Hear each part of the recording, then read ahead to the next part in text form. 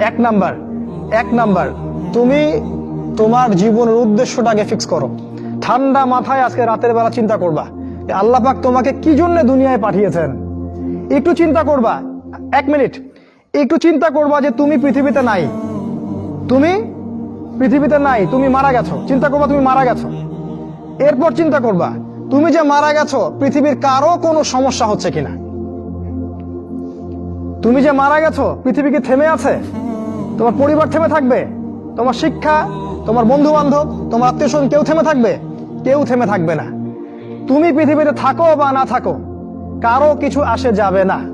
আল্লাহ পাক তোমাকে যে পৃথিবীতে রেখেছেন একটা সুযোগ খালি দিয়েছেন, যাতে তুমি আল্লাহর দ্বীনের জন্য কিছু করতে পারো। এটাই আল্লাহ তোমার কাছে চান, আর কিচ্ছু চান না। আর কিচ্ছু আল্লাহ তোমার কাছে চান না। আল্লাহ চান তুমি একজন ভালো মানুষ হও, ভালো মুসলিম হও এবং দ্বীনের জন্য কিছু খেদমত করে পৃথিবী থেকে বিদায় নাও। এই দিন তুমি ছাড়াও বিজয়ী হবে ইনশাআল্লাহ।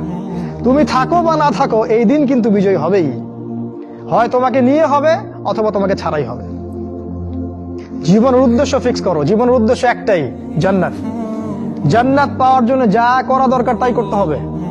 কোরআন হাদিস মেনে চলা থেকে শুরু করে আমল করা, আদব আখলাক সবকিছু এর মধ্যে চলে আসবে ইনশাআল্লাহ। আল্লাহ পাক তোমাকে পথ দেখাবেন। আগে তুমি জীবনের উদ্দেশ্য ফিক্স করো।